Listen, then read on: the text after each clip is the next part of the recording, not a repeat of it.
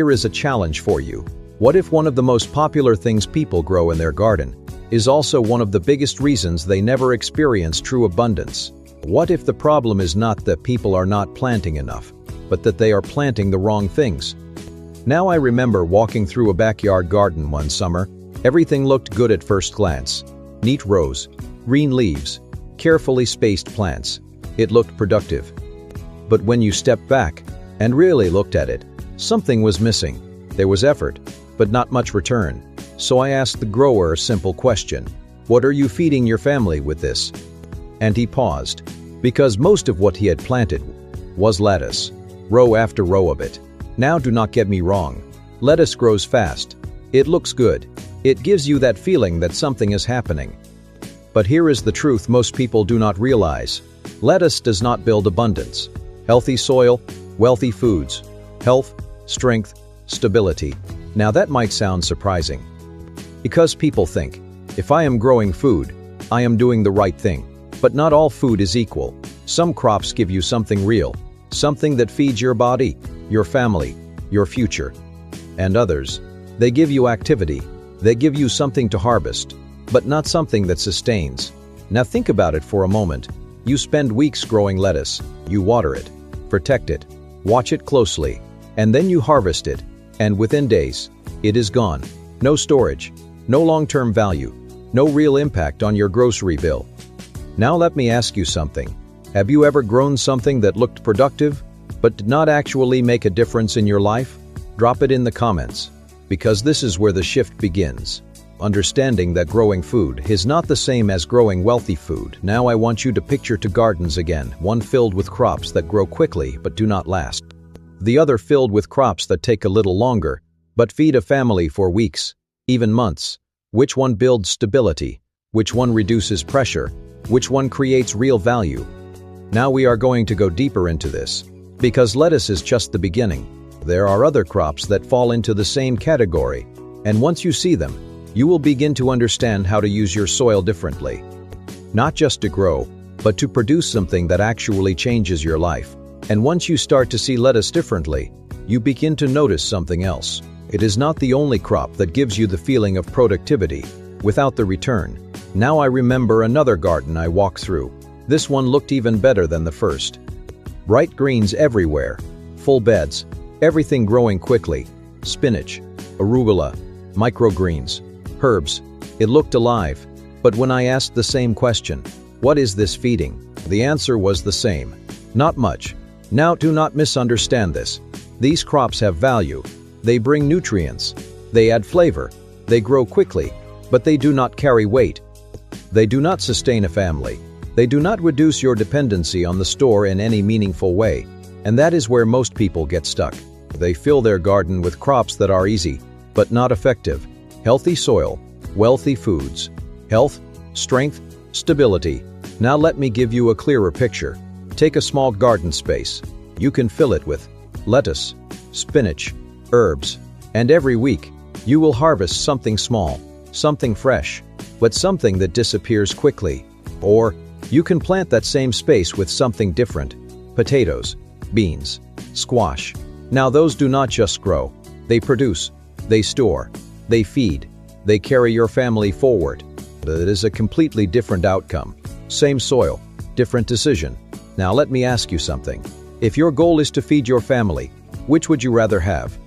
A handful of greens every few days, or a harvest that actually fills your kitchen? Because once you ask that question honestly, your planting decisions begin to change. Now here is something that took me time to understand.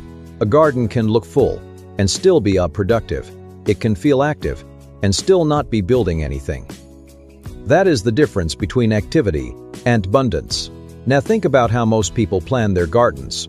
They choose what is popular, what grows fast, what looks good. But very few stop and ask, what gives me the most return from this soil? And that one question changes everything, because soil is not just space, it is opportunity, and every square foot matters. Now, this does not mean you remove every low-yield crop. That is not the lesson. The lesson is balance, understanding what belongs in your garden, and what might be better to buy. Because sometimes, the smartest thing you can grow is not everything. Now we are going to take this even further, because there is a way to design your garden where every plant has a purpose, where nothing is wasted, and where your soil begins to produce real, lasting value. And this is where the shift really begins. Because once you understand that not every crop builds abundance, you start to look at your garden differently. You stop asking, "What can I grow?" And you start asking, "What should I grow?" That one question changes everything. Now I remember a season when I made this adjustment myself. Instead of filling my beds with quick greens, I stepped back and looked at my space like it was something valuable, because it is. Soil is not just dirt, it is one of the most powerful assets you have. Healthy soil, wealthy foods, health, strength, stability. Now I took a small section, nothing big, and instead of planting lettuce, I planted potatoes. Now potatoes do not look impressive at first.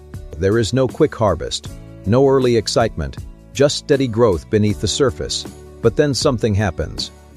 At harvest time, what once looked like a simple patch of soil turns into pounds of food. Real food. Food that fills you. Food that stores. Food that stretches your budget.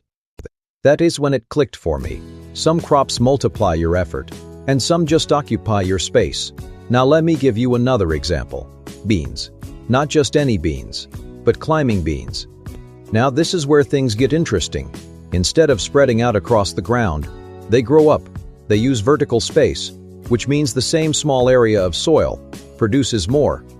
And when those beans come in, you are not harvesting a handful. You are harvesting continuously, day after day, week after week. That is production. Now compare that again to something like lettuce. You harvest once, maybe twice, and then it is done. That is not the same level of return. Now I want you to think about your own space again. Whether it is a backyard, a small plot, or even containers, every bit of soil you have is an opportunity, but only if you use it wisely. Now let me ask you something. How much of your garden is producing something that truly feeds you, and how much is just giving you something to do? Drop that in the comments. Because once you become aware of this, you begin to design your garden with purpose. Now here is something else that begins to happen when you make this shift. Your soil improves faster. Because high-yield crops, when managed properly, add more organic matter. They build stronger root systems. They contribute more back into the soil cycle. And when your soil improves, everything improves. That is how abundance compounds. Now we are moving into the final part of this, because understanding what not to plant is only half the story. What matters most is how you build a system that works for you, not against you. And this is where everything begins to come together. Because now you can see the difference clearly. It was never about lettuce being bad. It was about understanding what your soil is capable of and choosing to use it wisely. Now let us bring this back to something real.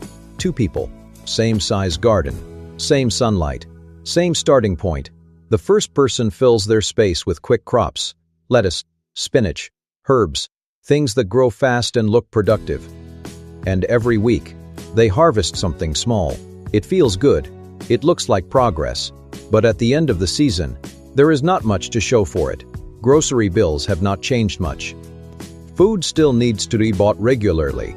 The garden helped, but it did not transform anything. Now the second person makes a different decision. They still grow some fresh greens, but they do not let those crops dominate their space. Instead, they focus on what produces. Potatoes in one section, beans growing vertically, squash spreading where it can thrive. They think in terms of return. What gives the most back from this soil? And over time, something powerful begins to happen. The harvest increases. The food lasts longer. The impact becomes real. Meals begin to come from the garden, not just ingredients. Costs begin to drop, and confidence begins to grow. Healthy soil, wealthy foods, health, strength, stability. Now here is the part that changes everything. The second person did not work more. They just worked differently. They aligned their planting with purpose. They understood that soil is not just for growing anything. It is for growing what matters most. Now let me ask you something before we close this out. If you had to choose, would you rather grow what is easy or grow what actually feeds your life? Because once you answer that honestly, your garden will never be the same. Now I want to leave you with this.